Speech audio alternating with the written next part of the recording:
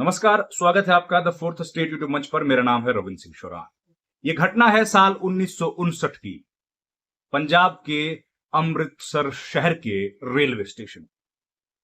Railway station पर कुछ फौजी परिवार जो अमृतसर कंटोनमेंट एरिया में ही सेवाएं दे रहे थे, वो अपने एक साथी के तबादले पर उनके परिवार को विदाई देने के लिए अपने परिवारों के साथ रेलवे स्टेशन तक उनको छोड़ने के लिए आए थे। सब हंस बोल रहे थे और अपने पुराने दिनों को याद कर रहे थे कि तभी रेलवे स्टेशन पर ही मौजूद कुछ मंचलों ने एक महिला के साथ, जो फौजी परिवारों में से एक महिला थी, उसके साथ कुछ छेड़खानी की। छेड़खानी करने से रोकने पर उन मंचलों ने फौजियों के साथ बदतमीजी की और जब फौजियों ने उनको पकड़ने की कोशिश की तो वो लोग वहां से भाग गए और भागते भागते वो लोग पहुंच गए एक सिनेमा हॉल के भीतर। जब इस बात का पता लगा कि वो लोग सिनेमा हॉल में हैं, तो फौज ने उस सिनेमा हॉल को चारों तरफ से घेर लिया। पूरा सिनेमा हॉल खाली करवाया गया और उन मंचलों को बाहर निकाला गया। खबर यह भी है कि उनको बाहर निकाला गया, उनको कपड़े उतारने के लिए बोला गया और उनको केवल जो अंडरगारमेंट्स होते हैं उनमें परेड कराई।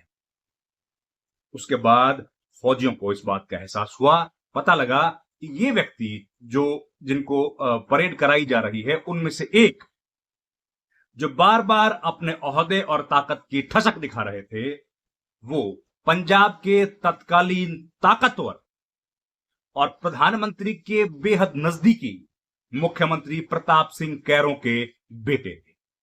लेकिन फौजियों को इस बात से कोई असर नहीं पड़ा। वो उन सभी मंचलों को अपने साथ कैंटोनमेंट एरिया में लेकर चले। जब यह खबर मुख्यमंत्री तक पहुंची, प्रताप सिंह कैरों तक पहुंची, तो वो आनन फानन में अपने बेटे को छुड़ाने के लिए अमृतसर कैंटोनमेंट एरिया की तरफ बढ़े। जब वो कैंटोनमेंट एरिया यानी अमृतसर कैंट के गेट पर पहुंचे तो उनकी गाड़ी को उनके काफिले समेत रोक दिया गया। उन्होंने कहा कि मैं अपने बेटे से मिलने आया हूं, मैं मुख्यमंत्री हूं। और उसके बाद उनकी बात कराई गई तत्कालीन अमृतसर कैंटोनमेंट एरिया के कमांडिंग ऑफिसर ज्योति मोहन सेन के साथ। और ज्योति मोहन सेन ने कहा कि मुख्यमंत्री जी, आपको कैंट में पैदल ही आना पड़ेगा। मुख्यमंत्री ने अपनी कार और अपने काफिले को वहीं छोड़कर पैदल कैंटोनमेंट एरिया के अंदर जाना ही ठीक समझा।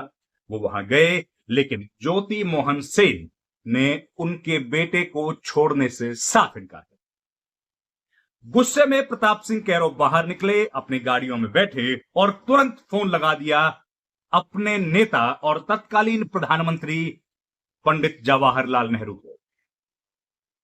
पंडित नेहरू ने जब यह बात सुनी तो उन्होंने तुरंत फोन लगाया उस वक्त के भारतीय सेना के अध्यक्ष आर्मी चीफ जनरल थिमैया। उन्होंने जनरल थिमैया से कहा कि आप प्रताप सिंह कैरों के बेटे को छोड़ दीजिए। इस पर थिमैया ने जो जवाब दिया वो सुनकर आज के जो डीजी हैं सीआरपीएफ के, उनको शर्म आने जाएगी। उन्होंने कहा कि अगर प्रधानमंत्री जी, अगर हम और हमारे सैनिक अपने परिवार की महिलाओं की इज्जत भी नहीं बचा पाएंगे तो हम देश की, इस महान देश की सुरक्षा कैसे कर पाएंगे। बहुत मान मनोबल और गुजारिश के बाद प्रताप सिंह कैरों के बेटे को छोड़ दिया। यह घटना मैंने आपको इसलिए बताई कि कल ही हमने देखा कि रेलवे स्टेशन पर कुछ कावड़ियों के भेष में कुछ गुंडे एक सीआरपीएफ जवान के साथ हाथापाई कर रहे थे, उनको पीट रहे और वहां पर खड़ी हुई भीड़ तमाशा देख रही थी। उनको बचाने के लिए, सीआरपीएफ के उस जवान को बचाने के लिए केवल उनका बेटा आ गया।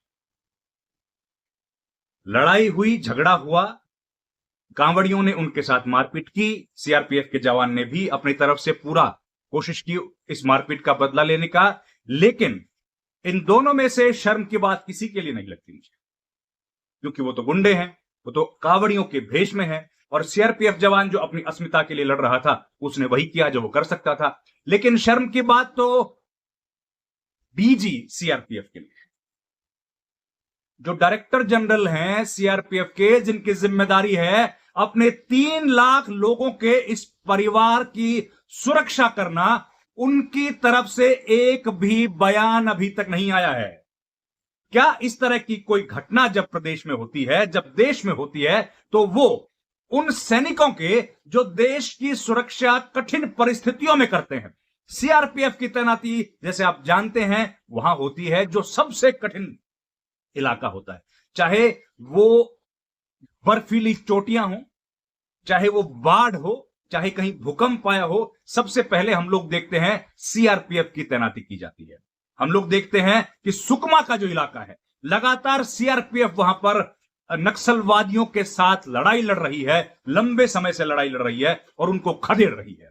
चाहे वो आतंकी ठिकाने हो, चाहे वो आतंकियों के साथ रोज की कश्मीर में मुठभेड़ हो, हम लोग देखते हैं कि सीआरपीएफ लगातार उनके साथ संघर्ष करती है। और केवल सीआरपीएफ ही क्यों, तमाम सीएपीएफ जो है, सेंट्रल आर्म पुलिस फोर्सेस, जिसमें बीएसएफ भी है, आईटीबीपी भी है, और तमाम जो सीआईएसएफ समेत तमाम जो दूसरे बल हैं, वो लगातार हिंदुस्तान की सुरक्षा करते हैं, भारत के नागरिकों की रक्षा करते हैं, चाहे वो कैसी भी परिस्थितियां हों। लेकिन क्या आज हिंदुस्तान का कोई भी व्यक्ति उनके साथ खड़ा नहीं हुआ? उस रेलवे स्टेशन पर सैकड़ों लोग खड़े थे, लेकिन किसी ने भी आगे बढ़कर उन बदमाश, गुंडे, शैतान कावड़ियों का हाथ नहीं पकड़ा। और तो और अभी तक प्रशासन की तरफ से भी कोई बयान नहीं आया है।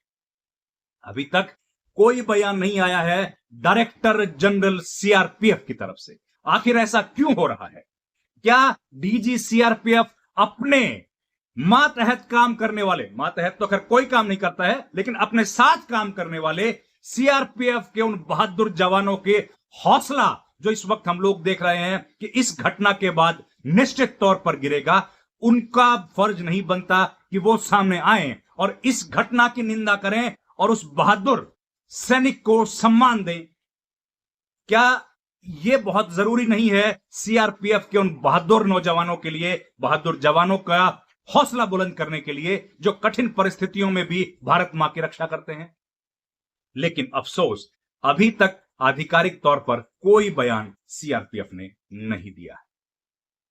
न अभी तक इस पर कोई बयान गृह मंत्रालय की तरफ से आया है और न ही प्रदेश सरकार इस पर अभी तक कुछ भी बोली। ये जो गुंडे के भेष में, माफ कीजिएगा, जो कावड़िए के भेष में गुंडे इस वक्त सड़कों पर घूम रहे हैं और लगातार हिंसा कर रहे हैं, इनके साथ सरकार को बहुत मजबूती के साथ डील करने की जरूरत है। और इस तरह के लोग जो सड़क पर घूम रहे हैं, वो समाज के लिए खतरा है। इसमें कोई दो राय नहीं है कि कई लोग धर्म भीरू हैं और धर्म के लिए, आस्था के लिए ही कावड़ यात्रा कर रहे हैं, और वो किसी भी तरह के असामाजिक तत्वों से दूर हैं और कोई भी हिंसात्मक कार्रवाई में वो लोग आगे नहीं आते हैं। वो लोग केवल अपने मन में आस्था और श्रद्धा लिए कावड़ की यात्रा कर रहे हैं। लेकिन इनमें से कुछ लोग गुंडे भी हैं जो कि कावड़ियों का भेष बनाकर घूम रहे हैं। सरकार को उनको जरूर चिन्हित करना चाहिए और तुरंत कार्रवाई करनी चाहिए और सीआरपीएफ के डीजी को इस मामले पर तुरंत अपना प्रोटेस्ट दर्ज कराना चाहिए।